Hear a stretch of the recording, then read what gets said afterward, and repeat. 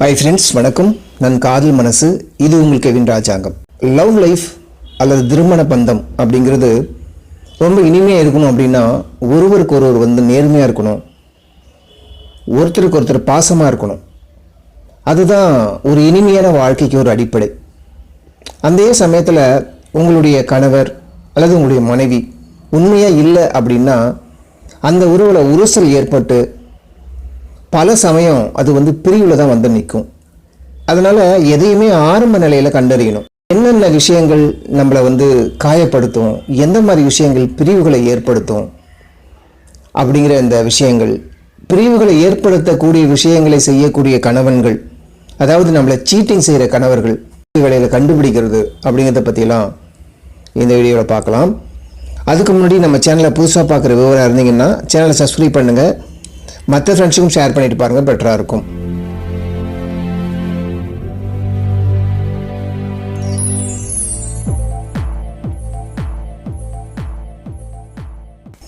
எந்த ஒரு விஷயத்தையுமே ஆரம்ப நிலையில் கண்டுபிடிச்சிட்டோம் அப்படின்னா அந்த பிரச்சனைக்கு நீங்கள் கண்டிப்பாக ஒரு தீர்வு காண முடியும். எல்லாமே சரிதான், ஏன்னா நம்மளுடைய கணவர் நம்ம ஏமாத்துறாங்க அப்படிங்கிற ஒரு விஷயத்தை எப்படி கண்டுபிடிக்கிறது அல்லது எப்படி தெரிஞ்சுக்கிறது அப்படிங்கிற கேள்வியை நம்ம எல்லாருமே கேட்போம். அதுக்கான பதில் தான் நமக்கே தெரியாது.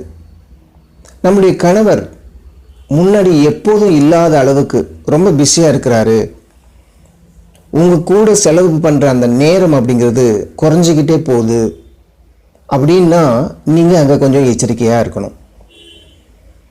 தற்சமயத்தில் எங்கே இருக்கேன் அப்படிங்கிற ஒரு விஷயத்த உங்கள் கணவர் உங்ககிட்ட சொல்லலை அப்படின்னா, சொல்ல விரும்பவில்லை அப்படின்னா அந்த நேரத்தில் கொஞ்சம் வெளிப்படைத்தன்மை இல்லைன்னு அர்த்தம். அப்போ அங்கே வெளிப்படைத்தன்மை நீங்கள் கொண்டு வரணும். அதே மாதிரி உங்கள் மேலே நாளுக்கு நாள் இதுக்கு முன்னாடி இருந்த அக்கறையை விட இப்போ அக்கறை குறைஞ்சிக்கிட்டே போகுது அப்படின்னாலும் அங்கே நீங்கள் கொஞ்சம் கவனமாக வைக்கணும். ஃபோனில் வரக்கூடிய சாட்டிங், கால்ஸ் போன்ற விஷயங்கள் உங்ககிட்ட மறைக்க நினைக்கிறாங்க அப்படின்னா அதில் ஏதோ ஒரு உண்மை ஒளிஞ்சிருக்கு அப்படிங்கிறத நீங்கள் புரிஞ்சுக்கணும். நீங்கள் இருக்கும்போது ஃபோன் பேசாமல் தவிர்க்கிறாங்க, இல்லை கால் வரும்போது எடுத்துக்கிட்டு மாடிக்கு ஓடுறாங்க, இல்லை வெளியில் பேசுகிறாங்க அப்படின்னா யார் கூடயோ ஒரு ரகசியமான பேச்சையை மேற்கொள்ள நினைக்கிறாங்கன்னு அர்த்தம். உங்களை விட்டு வேறு யார் கூட ரகசியமான பேச்சை அவங்க மேற்கொள்ள முடியும் அப்படிங்கிறத நீங்கள் அங்கே கண்டுபிடிக்கணும். வாழ்க்கையை பற்றிய அந்த திட்டமிடல்களுக்கு மதிப்பளிக்க மாட்டாங்க. என்ன யோசிக்கிறாங்க, என்ன செய்ய போகிறாங்க அப்படிங்கிற எந்த திட்டத்தை பற்றியும் உங்ககிட்ட கலந்து ஆலோசிக்க மாட்டாங்க. ஆஃபீஸில் இருந்து வேணுமுன்னே லேட்டாக வர்றது, அதே மாதிரி உங்களை நேருக்கு நேராக உங்கள் முகம் பார்த்து கண்ணு பார்த்து பேசலை அப்படின்னாலே உங்களுக்கும் அவங்களுக்குமான தொடர்பு குறையுதுன்னு அர்த்தம்.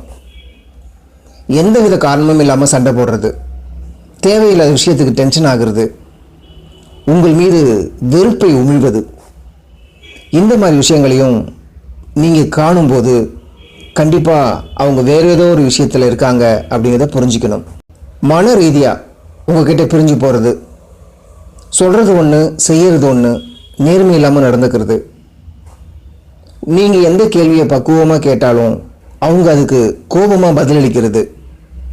வாய மூடு, நீ எதுவும் பேசாத, எல்லாம் எனக்கு தெரியும் அப்படின்னு உங்களை பேச விடாமல் தடுக்கிறது. இந்த மாதிரி விஷயங்களையும் கவனிக்கணும்.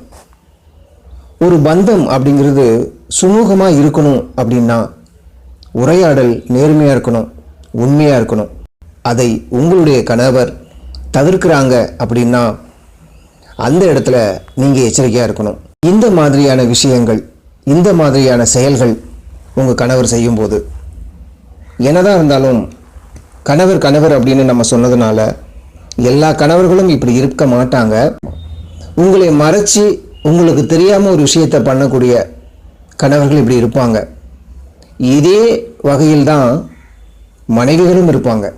இது கணவர்களுக்கு மட்டுமே பொருந்தும் அப்படின்னு சொல்ல முடியாது, மனைவிகளுக்கும் இது பொருந்தும். ஏன்னா விஷயங்கள் ஒன்று தானே.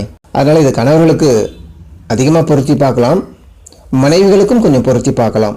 இந்த மாதிரி கணவன்களை ஏமாற்றக்கூடியவர்கள், மனைவிகளை ஏமாற்றக்கூடியவர்கள் அவர்களுடைய நடவடிக்கைகள் அப்படிங்கிறது இப்படி தான் இருக்கும்.